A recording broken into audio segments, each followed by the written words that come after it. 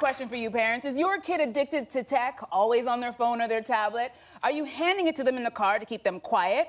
This is what we're talking about in today's parenting panel. Joining us today are Chantal Bisson, mom of 3, Richard Cazot, father of a 2.5-year-old girl, and Paloma Nunez, mom to a 2-year-old boy. Thanks for joining us, guys. Yeah. Thanks for having us. Yeah. Good to be here. Okay, so let's start off with what the experts are saying. Pediatric societies in both Canada and the U.S. advise against not having your kids do more than 2 hours in front of a screen. I know, you just recoiled, Chantal. Tell me, what do you think about that? Well, we're on the other side of it. Yannick and I had our girls quite young. So our eldest is 27, our middle girl's 25, and our youngest is 20. So this is all sort of new for the new parents. Back in the day when it was all being introduced with MSN Messenger, I don't know if you guys remember that. I just dated I know, I just dated myself. Yeah. But we used to have a rule where we thought 30 minutes a day was enough. But we also felt that way about television. You know, we've always been, we prefer to have interaction with our girls. We prefer the girls to interact with one another. Books, puzzles, coloring, creative things. So 2 hours seems really excessive. I mean, what are they doing? What are they, what are they looking at? I guess what they're looking at, little kids, I guess because it was for younger children, the pediatrics are like, it's not a good idea for your kids. But you guys, the both of you, Paloma and Richard, you guys have 2-year-olds, right? Yeah. So what's your opinion about this?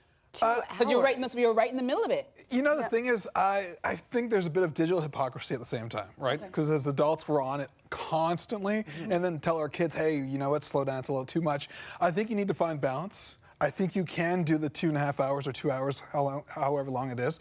Then I also think that you need to say or have that conversation about sort of control and timing and discipline and understanding when to use it, when not to use it, and then find other things to do. Yeah. So, you know, with my daughter, it's, go ahead. You want to use your phone? She's had 2 iPhones already. Wait a second. What? What? Your daughter's 2.5 and she already has had 2 iPhones? Yeah. But they're your hand-me-down iPhones. Yeah, but they're pretty damn new. But they're hers. Yes, they're hers. Let me blow your mind because I did some research before coming here today. I actually did a little reading. Okay, good. The American Academy of Pediatrics previously advised against kids under 2 using tech, but they've since lifted that ban, no age limit. What do you guys think? It seems like we're a generation who didn't have this kind of technology.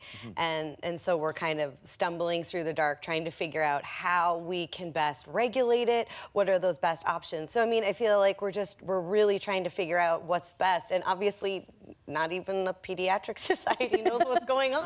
There's a ban, then there's not, you know? I also believe it's based on parenting style and how you want to work with your children and how you want to raise them. I think having the tech is important because I think that I've had a laptop since I was 7. You know, I know how to. Are you advanced? I know.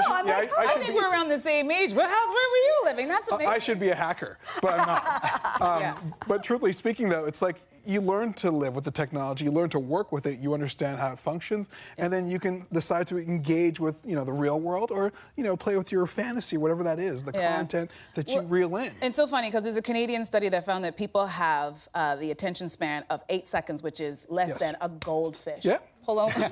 Oh, okay. That's really alarming. That's a problem for adults as well. Exactly. Paloma, I know you have a little one. Are you I already forgot the question. That's exactly but that's me, right? Yeah. And I've had, like that kind of saturation. I do try to I feel like everything in moderation. Yeah. I think that there are times for it and then there are times when it's not. And at our house for dinner, none of us, and it's harder for my husband and I to not have our phones and that's what I was just than it is for our kids. I was just thinking the same thing. I'm like, this study's fine, but kids emulate what their parents are doing. Exactly. So if mom and dad are on the phone at dinner, how are you supposed to tell your 5-year-old, 2-year-old, you got to put that down because it's not good for your health? I think a lot of us use our cell phones, our tablets, and social media as a way to kind of just decompress and shut off and not have to think. And I think the danger with that is, especially when you have, going to your point about emulating parents, I think what we need to think is they see everything, and they're watching us. And I think it's super important that we consider that. So is it a bad, I'll ask the parents with younger kids, is it a bad idea to use your tech to soothe a kid, to just keep them quiet? Or do you think it's just like the new rattle? I think it depends on the situation. You're at an airport, your kid's, upset, yelling, whatever, and you're like, oh my God, I'm that dad. Okay. That everybody's staring at like and everyone's like, shut your kid up, please. Please do something. To today, because I'm about to get on my flight, it's a red eye and I'm tired. And so, sometimes you've got to sort of do it, but I don't want to teach my kid that a bribery works. You know, that's about a bribe. You know, you do this and you'll behave yourself. You get a reward or whatever. Yeah, I don't want to keep that going. Yeah, though. but that's So easy it's to about finding a time and place for it. It's easy to say, but I want to show you a video and tell me what you would do in this situation. All right. All right, take a look. So the baby has the phone. Can I see this? Mom takes the phone.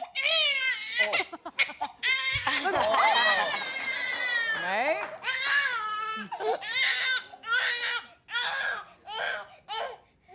See, well, I have a bigger issue with what's going on here. See, now if I'm on a plane with you and your baby does that, I'm secretly saying to myself, please give that kid the phone back. Please give that kid the phone That's a back. special circumstance. You're not on an overnight flight Yeah. every day. Here's the problem. Yeah. Who's the boss in that scenario? Exactly. Yeah. That's The exactly what I kid, was going to say, or Richard. I should say the child. Yeah.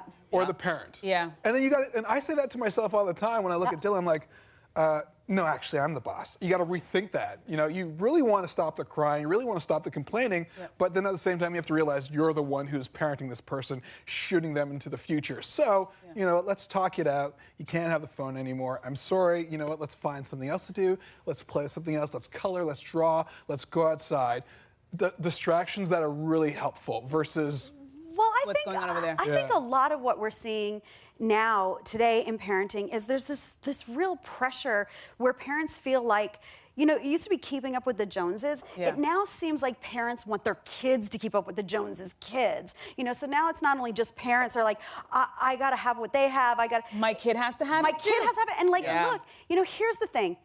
You know your child. You gave that person life. You know their strengths, their weaknesses. For example, I've done a little bit of homework. Did you know that 70% of kids between the ages of 7 to 18 have encountered online porn And this is- accidentally I'm so glad too you brought that up. young? Accidentally? Yeah. Well, yeah, for example, when our little one, so like I said, we used to Yeah. have the rule, our kitchen was designed in such a way back in the day with one family computer, and it faced the cooktop. Yeah. And they had 30 minutes on MSN Messenger, and our little one was doing research, and she was making a Christmas list. So she wanted to know about this special Barbie, and she typed in pink Barbie.